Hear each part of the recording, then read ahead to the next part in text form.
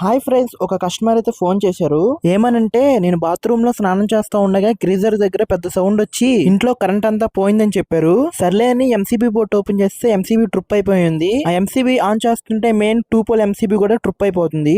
ఇక్కడ లెక్క అయితే 2 పోల్ ఐసోలేటర్ అయితే ఉండాలి, కానీ 2 పోల్ ఎంసీబీ అయితే ఇచ్చారు. సరేలే గ్రీజర్ లో ఏమన్నా ప్రాబ్లం ఉందేమోనని అక్కడ పవర్ ఆన్ చేసి గ్రీజర్ ప్లగ్ అయితే రిమూవ్ చేసేసాను. ఇక్కడ రిమూవ్ చేసేసి మళ్ళీ ప్యానల్ బోర్డు దగ్గరికి వెళ్ళి అయితే ఆన్ చేశాను. మళ్ళీ సేమ్ అదే ప్రాబ్లం అయింది. అప్పుడు నాకు అర్థమైంది ప్రాబ్లం గ్రీజర్ లో కాదు, స్విచ్ బోర్డ్ లో అని. స్విచ్ బోర్డ్ అయితే ఓపెన్ చేశాను. ఇక్కడ చూడండి ఫ్రెండ్స్, సాకెట్ మొత్తం అయితే ఎలా కాలిపోయిందో. అంతేకాదు ఇక్కడ బ్లాక్ వైర్ కి చిన్న హోల్ అయితే కనిపిస్తుంది కదా ఫ్రెండ్స్, సేమ్ ఈ బ్లాక్ వైర్ లాగా లోపల ఉన్న బ్లూ వైర్ కూడా ఒకేలాగా ఉంది ఫ్రెండ్స్. చూడండి అసలు ఏమైందంటే గ్రీజర్ పవర్ ఎక్కువ కన్స్యూమ్ అయితే చేసింది ఫ్రెండ్స్. దాని వల్ల అయితే ఫేస్ యూనిట్ 2 వైర్లు హీట్ ఎక్కి అంటుకుపోయి లోపల అలాగే ఉండిపోవడంతో ఎంసీబీ ట్రిప్ అయిపోతుంది ఫ్రెండ్స్. ఇంకా నేనైతే ఆ పాత సాకెట్ రిమూవ్ చేసి కొత్త సాకెట్ తెచ్చి ఫిట్ చేసేసాను ఫ్రెండ్స్. ఇంకా మళ్ళీ ఈ కంప్లైంట్ రిపీట్ అవ్వకుండా లోపల ఉన్న వైర్స్ కి అయితే ఫుల్ గా చివరి దాకా టేప్ అయితే వేసేసాను. ఇంకా వర్క్ అయితే కంప్లీట్ అయిపోయింది ఫ్రెండ్స్. ప్లగ్ పెట్టి అయితే ఆన్ చేశాను గ్రీజర్. ఇంకా ఆన్ చేసిన తర్వాత గ్రీజర్ కెర్త్ ఏమన్నా వస్తుందేమోనని చెక్ చేశాను ఫ్రెండ్స్. గ్రీజర్ లో అయితే ఎటువంటి ప్రాబ్లం లేదు ఫ్రెండ్స్. గ్రీజర్ అయితే బాగా రన్నింగ్ అవుతుంది. ఈ వీడియో మీకు నచ్చినట్లయితే లైక్ కొట్టి సబ్స్క్రైబ్ కూడా చేసుకోండి ఫ్రెండ్స్.